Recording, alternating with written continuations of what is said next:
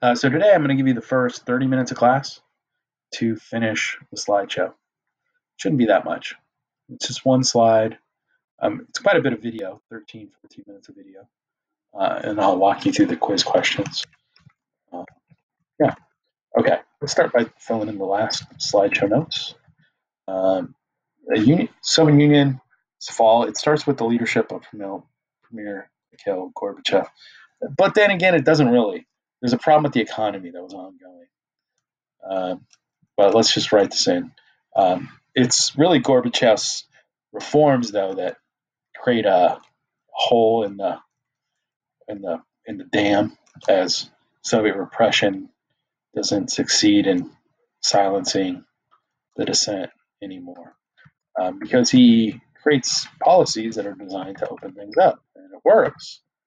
And it opens up things so far that you can't control it. And if you're not going to bring in the Red Army again or the tanks, then you're not going to be able to stop it. And so that's kind of the story. Once you give people too much freedom, it kind of ended. The two reforms Gorbachev is known for is the glasnost, openness, just better communications and information, truthfulness. So, but what was learned from glasnost was that the whole system was a lie. For years, producers of factories have been lying about what they were producing. So then the goals kept going up and the reported production keeps going up. But the truth on production wasn't the reports. And so openness led to, we're lying to ourselves. Our economy isn't doing as good as we thought.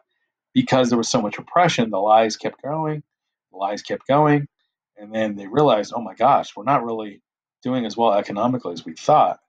And really trying to compete with America and building nuclear weapons is killing us. We have to stop doing that.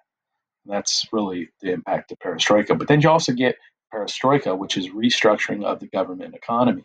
As you're more willing to change things, people get more willing to change things. And then it becomes like the slippery slope where is the change going to include the end of communism in the Soviet Union? Turns out, yes. That's what ended up happening. But it wasn't an easy transition, and it wasn't a simple one. And so, I mean, really, the whole communist economy was a lie, what they're producing. They couldn't keep up with the American economy, even though we kind of had our ups and downs too. So basically, the Soviets have an economic collapse because they can't keep up. And they're spending way too much on nuclear weapons based on their economy. And when you control with fear, it works for a while. But eventually, people are like, I'd rather be dead than to keep living like this. So people will rebel. And that's what happened in the Soviet Union, too. Eventually, it's like, okay, kill me, but at least I won't have to suffer anymore. There are things worse than death. I think suffering, watching people you love suffer, that's worse than death in some ways.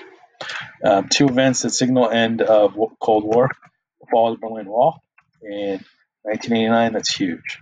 The Berlin Wall was built in 1961 to keep communists from going towards freedom and economic security.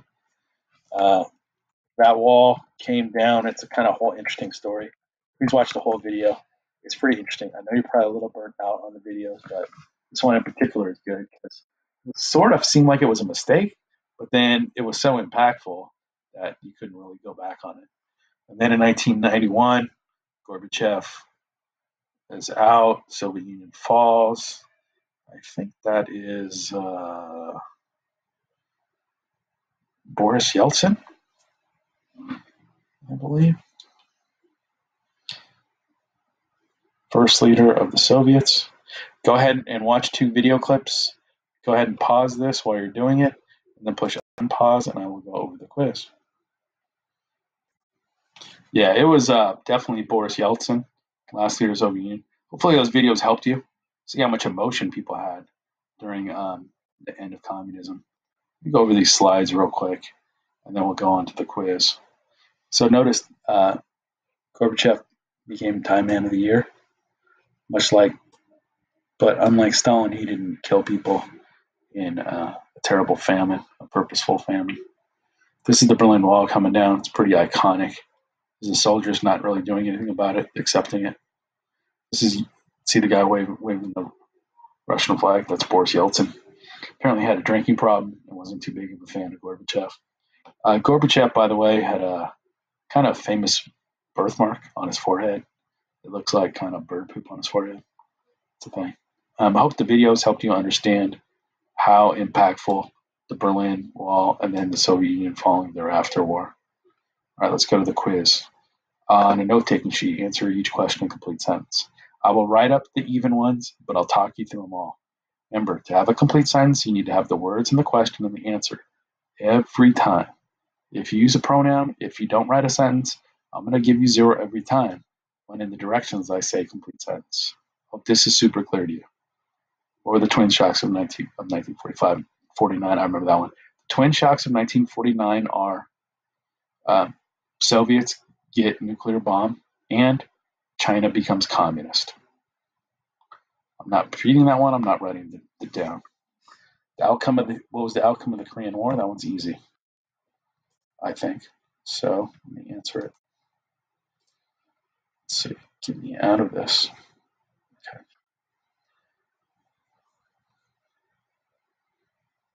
Let's go to the quiz. I'm not going to write up the answer to one, but I told you the answer. Hopefully you got the outcome. See, every time I'm putting words in a question and the answer.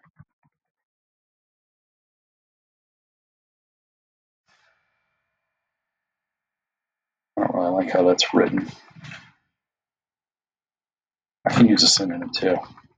Korean War resulted in a stalemate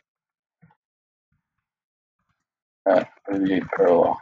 I could have just wrote stalemate, but when I add the 38th parallel, that's a detail that says I know what I'm talking about. What was the outcome of the Vietnam War? Resulted in Vietnam becoming communist in 1975.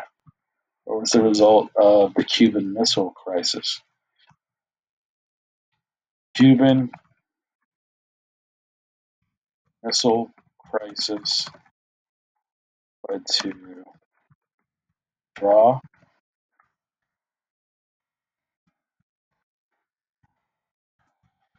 to a naval blockade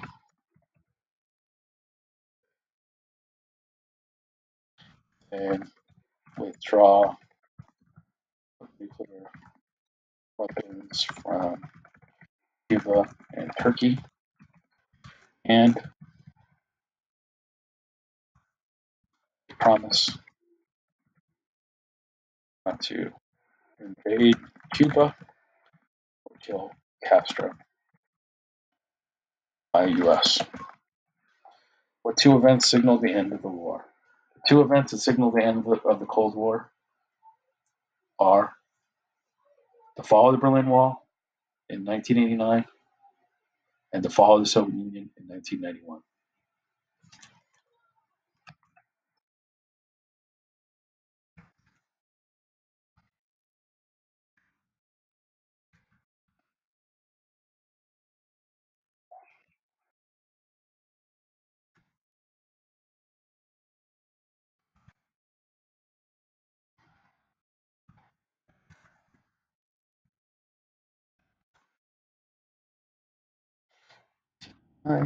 And fall Soviet Union.